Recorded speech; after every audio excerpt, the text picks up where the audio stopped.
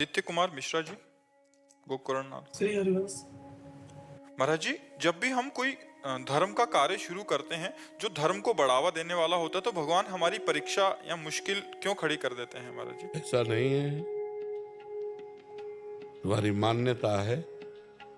धर्म का कार्य है ही अधर्म से लड़ते हुए जाना। धर्म का कार्य केवल ऐसा थोड़ी कि खाली रास्ता है। तुम उसको कहते हो समस्या, समस्या नहीं, वो रास्ता ही ऐसा है। धर्म के रास्ते पे जब चला जाता है तो अधर्म के रोड़े पड़े होते हैं, उनको हटाते हुए जाना पड़ेगा, वही मुश्किलें हैं। तो इसीलिए लोग अधर्म का मार्ग सहज में चल रहे हैं। धर्म का मार्ग ऐसे है, अधर्म का मार्ग ऐसे है।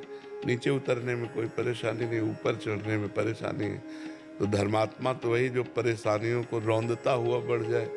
धर्मात्मा का मतलब थोड़ी है कि फूलों पे चलना है। धर्म तो कठोरता पूर्वक अपने को, चाहे दुख मिले, सुख मिले, निंदा मिले, अपमान मिले, स्तुति मिले, जैसी भी परिस्थिति हो, मैं धर्म से नहीं डरू। देखो, धर्म का पालन करने के लिए महाराज युधिष्ठिर को 12 वर्ष का वनवास, 1 वर्ष का अज्ञातवास, कितना कष्ट सहना पड़ा, क्योंकि धर्म का मार्ग है ही अधर्म से लड़ते हुए जाना। और अधर्म कष्ट पहुंचाएगा और वो उसे सहता हुआ बढ़ेगा, तभी तो धर्म कहा जाता है। तो इसमें परेशानी क्या है? महाराज जी, निरंतर परेशानियां आती ही जाती हैं। नहीं तो निरंतर संसार परेशानी में है। दुखालयम अशाश्वतम। मान लो शरीर है, ये 2 कर्मों से बना है, पाप और पुण्य।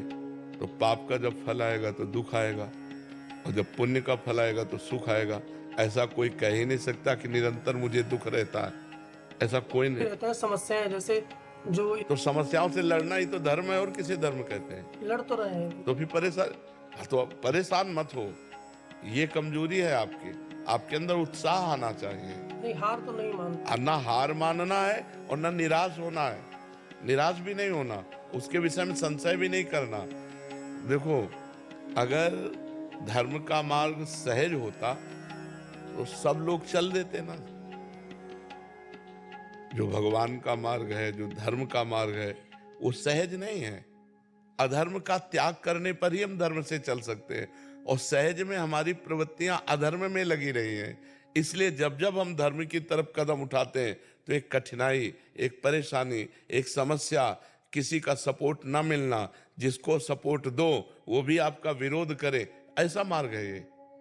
इसीलिए लोग हार जाते हैं कि यार कम से कम हम आपका हित कर रहे हैं, आपका मंगल कर रहे हैं, तो आप हमारा बुरा तो ना करो। थैंक यू ना बोलो तो बुरा भी तो ना करो। लेकिन ऐसा नहीं, वो बुरा करेगा और फिर आपको धर्म पे चलना, तभी तो धर्मात्मा हो। तभी तो कहा जाता है वाह कि आपने उसको उठाया और वो उठकर आपको गिराने की चेष्टा कर रहा है, फिर भी आप उसका बुरा नहीं कर रहे और संभल कर चल रहे, तभी आप धर्मात्मा कहे जाएंगे। इसलिए धैर्य पूर्वक चलो, और ये धैर्य है भगवान नाम। जितना नाम जप करोगे उतने आप धर्मात्मा पुरुष बनोगे। महात्मा धर्मात्मा वही होता है जो भगवान से जुड़ा रहता है। जो भगवान से नहीं जुड़ेगा वो धर्म में नहीं चल पाएगा, वो भगवत मार्ग में नहीं चल पाएगा, क्योंकि इसमें बहुत बड़ी हिम्मत चाहिए ना, बहुत सहनशीलता चाहिए। ये कोई हंसी खेल का मार्ग तो है नहीं। पक्का समझो, धर्म का मार्ग ऐसा है कि एक आदमी गिर रहा है, आप उठा रहे हो और वो उठ के खड़ा होकर आपको ही पीटेगा, और आपको चुपचाप सह करके उसको पीटना नहीं है। क्योंकि पक्का विश्वास रखना मेरी गलती नहीं है, मैंने इस गिरे हुए को उठाया है, अभी अपने स्वभाववश मुझे पीट रहा है, इसलिए इसको भी नहीं पीटना है और मुझे निकल जाना है। ये बहुत बड़ी बात है, ये बहुत बड़ी बात। तभी तो उसकी जय बोली जाती है, ऐसे थोड़ी जय बोली, धर्मात्माओं की जय बोली जाती है। समझ पा रहे ना आप जी?